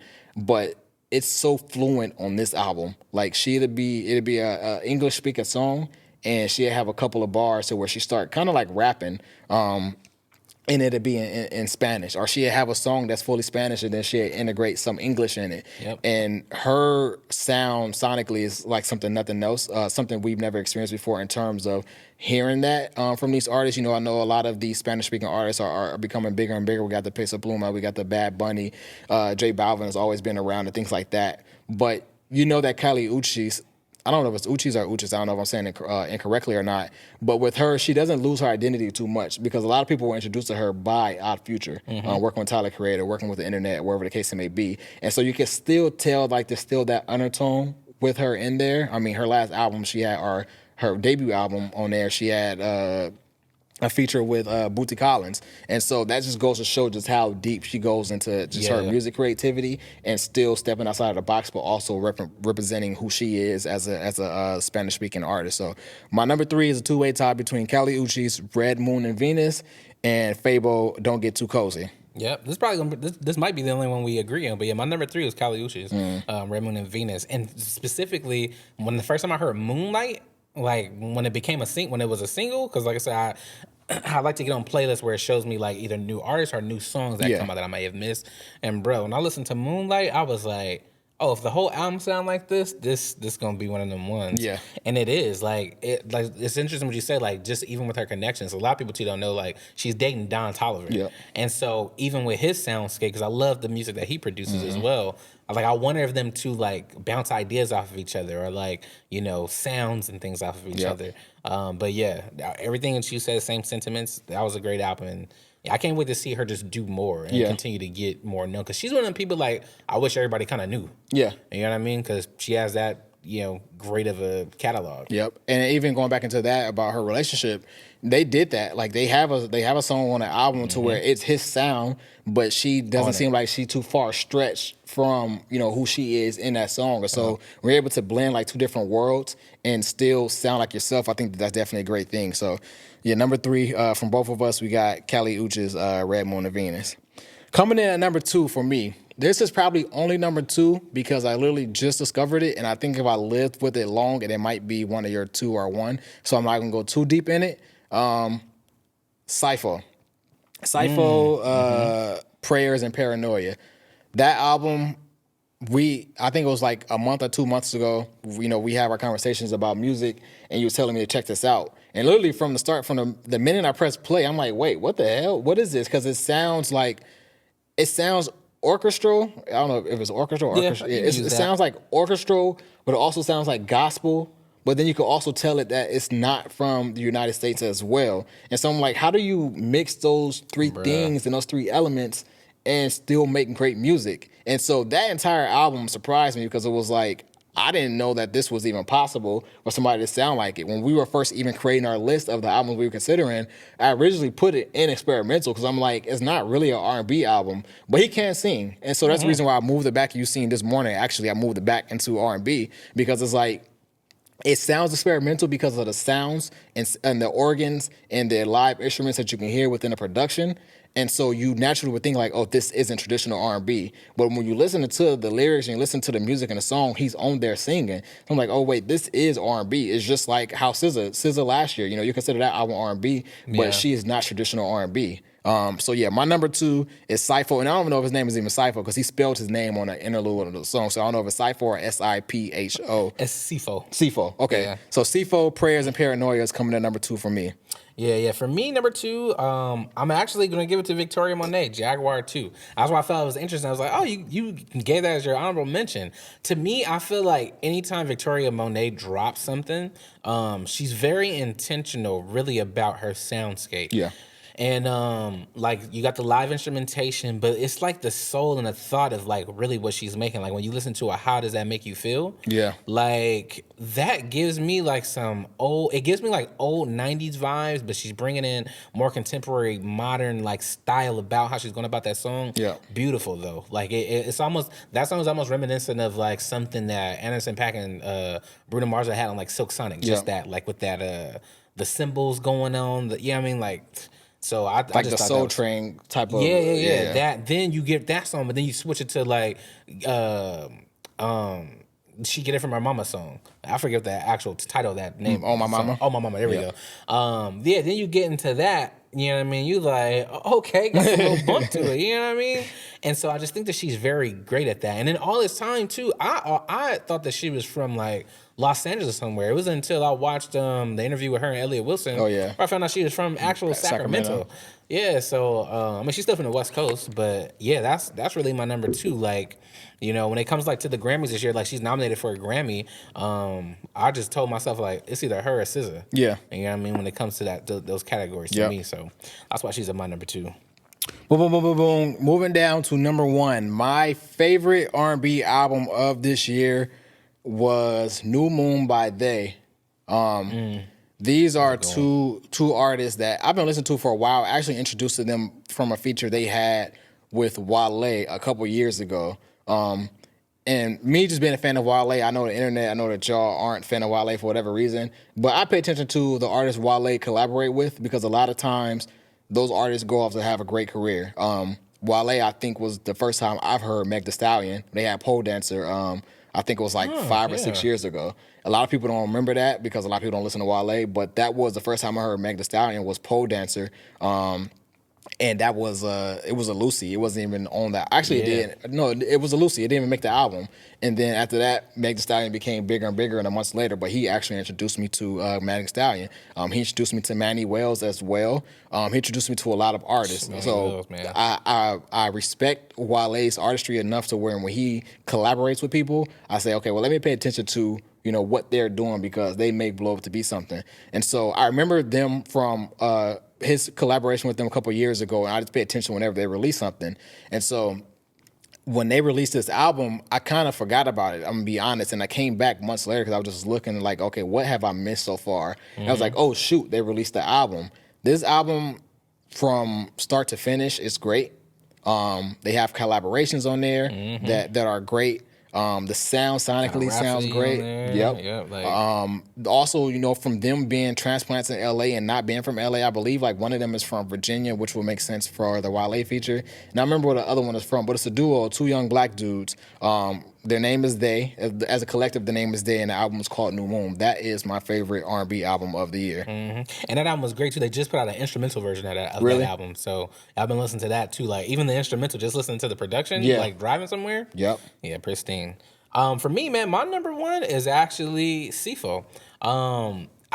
Just like you said, when I text you and told you, bruh, like you gotta listen to this album. In my honest opinion, I think CFO has album of the year overall to me.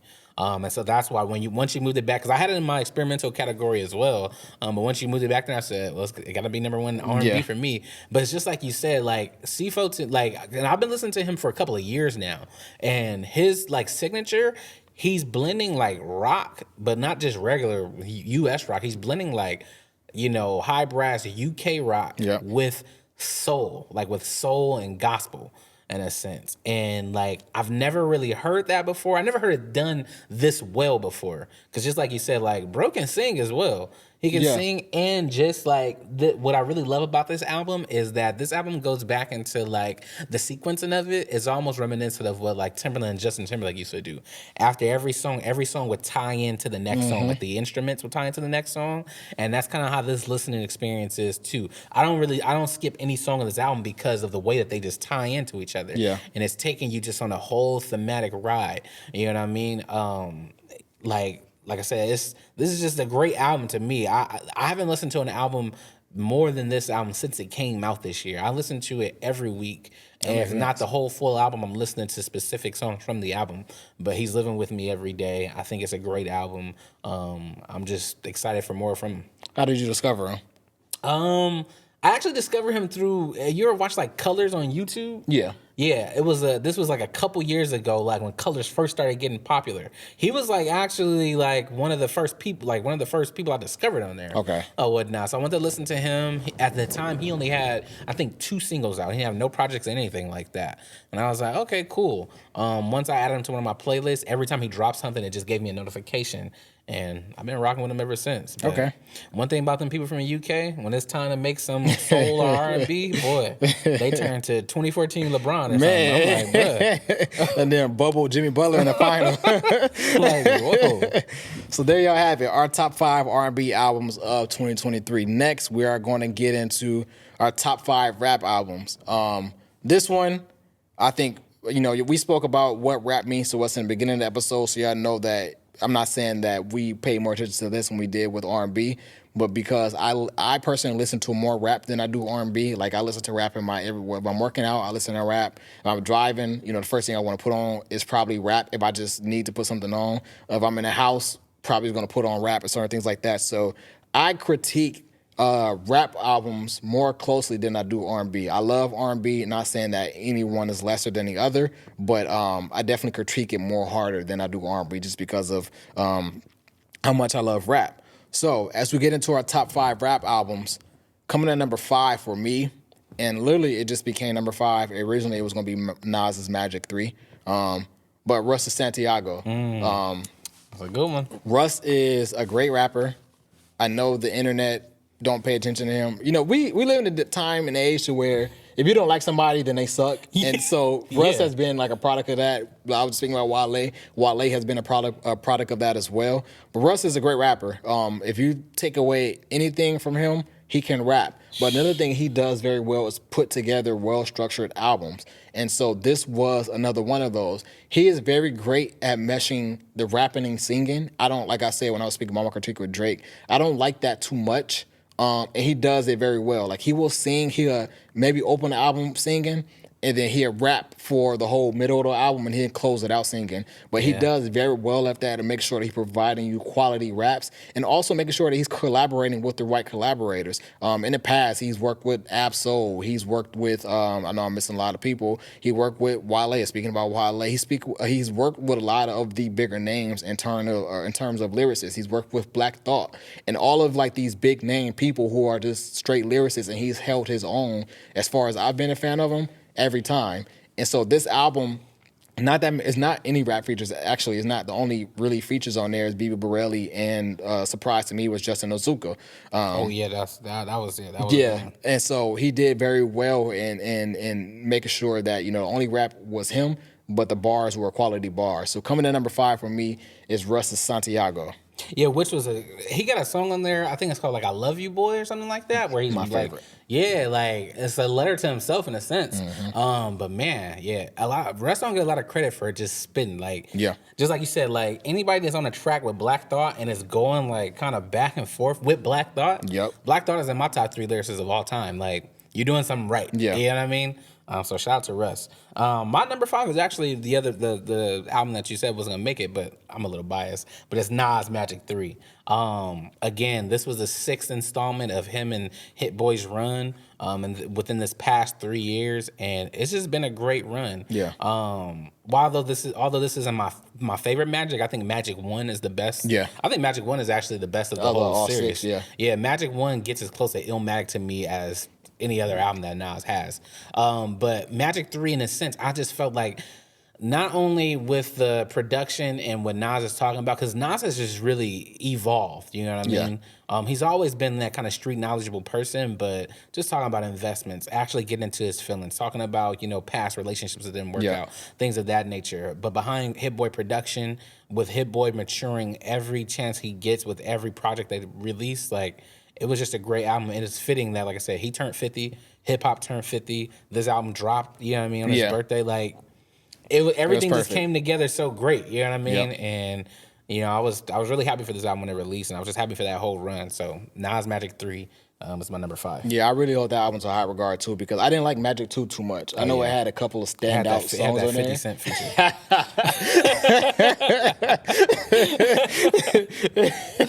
It had a couple. We didn't need that fit. You could have gave us a whole 16, my guy. But yeah, it definitely it had a couple of songs on there, but overall, I just didn't care too much about the project. It wasn't a bad project, but it is forgettable, kind of. And so once Magic 3 came out, I was like, okay, he kind of made up for it. And then we got which I'll get into when we get to top 5 rappers. Top rappers of the year, but he had one of the most memorable Lil Wayne verses of the year as well. So that was literally just last second got pushed out number 5 because I listened to Russ again, and I remember that feeling I had when I first listened to the Russ album. Number 4 for me, we are going with Porches by Reason.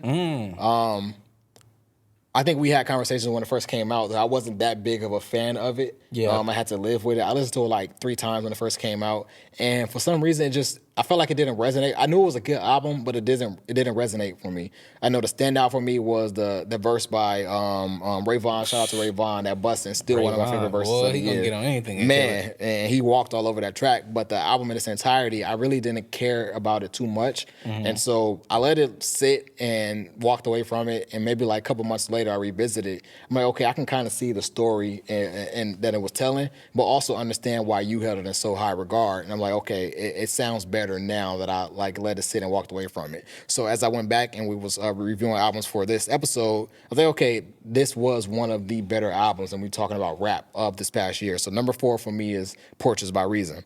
Yep, that's the same for me. I got Reason number 4, and this is one of the like. Of all the albums that have come out, this is one of the few albums, like I said, that has like an actual storytelling ability about it. Yeah. But what I would like what Reason did with this album, which he confirmed, because this was my first opinion. I was like, I don't, even though this album is sequenced the way it is, and it's kind of like a conceptual type of album, I was like, I don't think that he's made this album to go straight, like flow through the track list. Yeah. I think that Portraits is a symbol for like a portal where you can start at one song and then go to another song, Yeah. and they be conjoined together, just like he did with, like, I think it's called Winter's Broken Yeah. something or whatnot. But the continuation of that story is like track 9, which is Bussin' Yeah. or whatnot. But they're two different sounds that you wouldn't really know until you actually listen deep into the actual song. Yeah. Where Bussin' is the little kid, it's the little brother that was standing at the end of the porch watching his older brother. He's now grown up and he's doing what he like. So that type of stuff, I'm just like, creativity is already on 10, because you come in like, yeah, I mean, like, who makes an album like, you know, especially when you're trying to come out of Kendrick Lamar's shadow or whatnot, and you get something like a Damn where you can play forward and backwards. You like, okay, well, how can I do something different than that? Yeah. And positioning an album where you can play a song and then go to song 13, and then they can join together, and then go from song 13 to like a song number 2, and then that past and that future, like, Yeah. I don't know. He was just in his bag on that one, and I really wish it got promoted better than it did. I think you put a marketing plan behind that. I think that album gets in the places that it needs to get. When it came out, there was a lot of controversy around it because of the tension he had with his manager and stuff like that. So that kind of overshadowed what it was, and I think that kind of like turned me off too, because I started to see a lot of interviews of him speaking on that instance rather than him speaking on that album. And so when I step away from it and all the noise that was around it, and I'm able to enjoy it, I'm like, okay, this was actually a great album. Yeah. Number 3 for me, I got Gunna, A Gift and a Curse. Shout out to Gunna for beating the first person to beat the internet. Those snitch allegations was supposed to harness that man. He was not supposed to come back, but he came back and he delivered one of his better projects. Definitely better than the project, I forget what it was called, that he released before he even got locked up. That one? Was it no? Was it Not one? one. That one too. I didn't like that one either. So I actually haven't liked any Gunna album now that I think about it. I like Gunna. This is his best one. Yeah, it's definitely his best album. I like Gunna mixtapes. Now I think about it, I've been a fan of Gunna mixtapes, but I haven't been a fan of Gunna albums. So for this album to come off the heels of all that he was facing and scrutiny, and everybody saying that we're not gonna listen to him, we're not gonna deal with him, it seemed like he just locked himself in a cave and said, okay, I'm gonna get back to what I'm doing. And he released a better album than everybody that was dissing him and distancing themselves from him. And now you're starting to see a lot of those people come back around. Shout out to his producer Turbo for not turning his back on him and locking in with him and creating this album, because the album, when we talk about from start to finish, it's one of those albums that you can listen to straightforward. It may be like 1 or 2 skips, but it's in entirety. It sounds like Gunna, and it sounds like an improvement from what we know Gunna to release. So my number 3 is A Gift and a Curse by Gunna. That's a good one. My number 3, man, I'm going to the East Coast. I got Marlon Craft with Home Court Advantage 2. Now, a lot of people might not know Marlon Craft, because the more I talk to people and say, have you heard Marlon Craft's album? They like, who is that? Or, what? And then they especially get confused when I show them a picture of what he looks like. They like, this the guy? Because Marlon Craft is a white guy, and he looks like he has long hair, and it's reminiscent of like a picture of Jesus almost. But he's fully like, he's a big basketball fan. So this album, in a sense, even the cover, it's like an NBA Street cover. Yeah, NBA Street Volume 2. Yeah, if you remember that. And yeah, I just think like creatively he looks just going deep into it. But Marlon Craft can rap. Yeah. Like That's what really I've listened to him since what I think the first time I started listening to him was 2019, and I feel like with him he could rap back then, but of course you're like in the shadow of like Jack Harlow and people like that, so people really not giving you any time. But I feel like with every year he's just really stepped up his lyrical ability. We talked about Sky Zoo. He has Sky Zoo on one of these tracks, bro, and it's one of the best tracks on there to me. And they're just going back. They're going head to head with each other on this verse, and he's holding his own with a skilled person like Sky Zoo. Marlon Crawford is just amazing to me. I think that everybody, if you don't know him, definitely go listen to this album. It's a quintessential hip hop album for me. He also is a producer. Yeah, like he's producing most of the stuff, and I think it's only like 2 songs on here that he didn't fully produce himself. But not only are you producing, but you're also kicking bars the way you kicking it. Yeah. Shout out to Marlon Crawford. It was that Sky Zoo feature that actually even introduced me to that album. And I listened to a Sky Zoo feature. I went to listen to all the rest of the album. Like, this ain't that bad. But like you said, the quintessential of what you would picture Jesus to look like. He looked like him. It was like Asher Roth in his later days. That's what Asher Roth looked like. So yeah, I was definitely confused by that. But shout out Marlon Craft. My number 2, coming in number 2 for my top rap albums of 2023, I got Scarlet by Doja Cat. This album came completely out of left field for me. It surprised me. I've never listened to a Doja Cat album completely or fully. I'm definitely aware of Doja Cat because she's a pop star, so like you can't miss her singles. And so she's had those big singles of the past year. But I never understood why people, called her a rapper and I also never listened to her albums. So that makes sense why I was confused. And so I had one of my friends actually recommend I listen to it, or he gave his review on the album. So like, okay, let me go back and see what this album. So this is my first time ever listening to a Doja Cat album. Yeah. And I love when we speak about sequencing. I love what she did. She got the singles out the way. She got the Paint the Town Red, which is a big hit, and then that song Demons, which was her second album. She got them out the way. So we get those 2 big hits out of the way, and then she gets into the album. The thing that I love most about this album is her voice reflections and how she plays with her voice. I try my best not to speak about Kendrick Lamar. I know we kind of like touched around it as far as like people being influenced by him. But Kendrick Lamar, although he hasn't been mainstream for it's been 10 years. Good Kid, Mad City came out 2012, so 11 years. He hasn't been mainstream for that long, but you can always see how he has influenced people after him. And so I know people on the internet was calling her Kendra Lamar after the album release, and I understood it as I listened to the album because of the way that she plays with her voice, also the type of beats that she was rapping over, and then the stuff that she was rapping about. I think that for me, and again, this number 2 spot may just be me just being so surprised that this was such a good album because I never listened to her before. But it was such a well-crafted album. You have the big singles. You don't have features.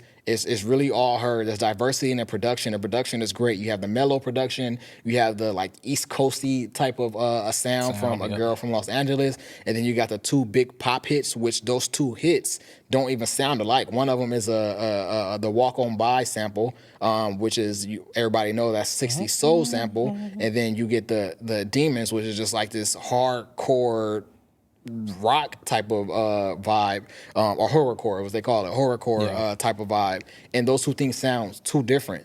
And then you go on through the rest of the album, and it's like she is rapping. It's not just her doing that, but also singing. And then she also has a 3rd single, the Gory Hills, which just kind of sounds like a love song. So for her to be able to do all that within a 17 project album, and this is my first time listening to it, it really just blew me out of the water. So shout out to Doja Cat. My number 2 is Scarlet by Doja Cat. That's good. It's a good choice. My number 2 man is going to be The Patience by Mick Jenkins. I said earlier, I think that Chicago hosts some of the greatest artists, and Mick Jenkins is one of those. Mick Jenkins hasn't let me down yet. Every project that he puts out, I'm like, he can really, really rap. You know what I mean? Like, he can rap when he wants to really step out of that bag, but also he does like a lot of metaphors, a lot of double entendres. Yeah. He has a song on here called Roy G. Biv that is the whole song is a double entendre in itself. And I'm just like, that's what rap is about. Yeah. But not only that, like he can give you that rapidy rap stuff, but then he makes stuff that, that makes you think. He got a feature on here with Freddie Gibbs. So he goes into different pockets. But I just think that this album, when I just look at back all the other albums that came out this year, I'm just like, bruh, the mind state he was in this album, the production on it, the subject matter from song to song. Like I said, with a song like Roy G. Biv, it was one of my favorite songs of this year. I'm just like, that's it for me. Like, you're checking off all the boxes for me. You got hard hitting stuff. You got, songs that you could just ride to and just think to. And yeah, overall, man, this is my number 2. The Patience by Mick Jenkins. Shout out Mick Jenkins. Shout out to whole Chicago. Number 1, I believe we have the same Yeah, I'm pretty album, sure we so I'm not going to even go. I'm going to give my thoughts and you give your thoughts. I will say, I don't know if it's because of what I just told you about. I don't like to let the internet dictate what I think. And so when this album first came out, I was like, okay, everybody's saying this is the greatest album. There's no way it can be the greatest album. But when I first listened to it, I was like, okay, I don't feel like it's the greatest album yet, but it's definitely up there. And it wasn't really until I want to say 2 months ago, I went back and revisited it, and then revisited it when we were doing this, preparing for this episode. I was like, this is a great album. For those of you who don't know yet, number 1 album from both of us is Michael by Killer Mike. Yeah. There's a lot of standout tracks on the album. One of the thing that really surprised me, not really surprised me, the reason why I hold it in such high regard, aside from the quality of the album, is the features. We know Killer Mike. Obviously, I was introduced to the Dungeon Family Outcast by you because of how high you regarded them. And so I'm not surprised to see CeeLo Green and Future on this album because Killer Mike is part of that Dungeon family. Yep. And CeeLo Green and Future, a lot of people don't know, but Future is a descendant of the Dungeon family as well. Yep, he's related to Rico Wade. Yep. So to see that, to see those features, it doesn't surprise me. But to see them both on the album, and then you get a feature from Mozzie. Mozzie was fresh out of prison when this album released, and Mozzie slid on his feature. You got Spitta. Everybody knows Spitta is one of my favorite rappers. That sounds organic. One of the most consistent rappers yes, ever, exactly. And then you have Black. You know, Black, he's a singer, but he has his instances to where he started rapping. He has that on this album as well. And then he has a Jagged Edge and a damn Fable from D4L feature. Right. I'm like, yeah. Yeah, I'm like, yeah, he just going into different lanes with that one, man. Yeah, shout out to Killer Mike on that, bro. Yeah, man. So that is our album of the year, Killer Mike, Michael. How do you feel about the album? Yeah, bro. Like I said, the first time I heard Down by Law, and I was riding, I had it turned up all the way, windows down. I'm like, okay. Like, he's taking it there. You know what I mean? And as the tracks progress on, he really has one of my favorite people of all time, which I wish he put out more stuff, but Erin Allen Kane. She's all through this album, whether she's singing on top of vocals or she's in the background just, you know, you can hear her vocals in the background. Yeah. But also another one of my favorite standouts of this album is he was able to get a verse from Andre 3000. Those come few and far between. You know what I mean? Yeah. And, you know, people have a lot to say about Andre, especially after this Flute album or whatnot. I think he's really done enough and given us enough verses in life where he could do whatever he wants. But, bruh, once I heard that, I said, "Okay, Mike, like you got something here." Even his first single with Young Thug. We're not gonna call him Young Thug. We're gonna call him Truly Humble Under God. But even that, like the way that Killer Mike was able to work in these features, and like I said, that Mozzie. When I heard Mozzie, that was a real surprise to me. 'Cause I'm just like, you know, Mozzie's from up north, West Coast. You know what I mean? And he still figured out a pocket and a lane for him, which was a great song. I just think overall, man, he did his thing. He's nominated for 3 Grammys this year. Yeah. Rap Album of the Year being that, and I really hope he wins it because this was an album for the ages. So shout out to Killer Mike. Before we do get out of here, I want to ask you, who were your top 3 favorite rappers of the year? My top 3 favorite rappers of the year, just to make it short, J. Cole's in my number 1. I had a real fight between him and Lil Wayne because Lil Wayne, it doesn't matter what year it is and how old he gets. Lil Wayne when it's time to feature somewhere, Lil Wayne becomes Lil Wayne. We talked about the feature on the Nas song. I was just like, bruh, how is this man not lacking in skill and ability? Now, granted, he came out with that. What was it? The Before the Wait. That one wasn't really received that well or whatnot. I listened to it and I thought it was kind of average Wayne. Yeah. But then when we got Welcome to College Grove.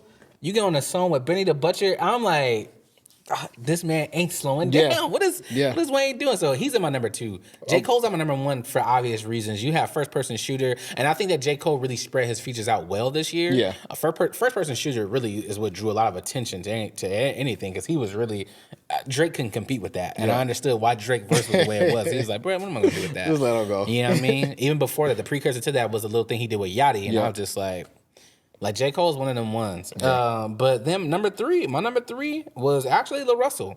Not necessarily for all of the, you know, because he doesn't really do featuring on people's stuff, but all the features he's done on radio stations, interviews, where he does a freestyle at the end of it or something like that. That's interesting. And his Under the Pergola stuff. Like, Yeah. you know, he's having concerts in the backyard of his house and he's bringing on other artists. Yep. And it amazes me that he has so many songs and has so many albums. When he's doing those concerts, if you look at the crowd, people know the songs word for word. Yeah. No matter what song comes on. Every venue too, not even just a pergola. Yeah. You know, and like I said, I have a clubhouse that I'm a part of, and most of the people are from New York.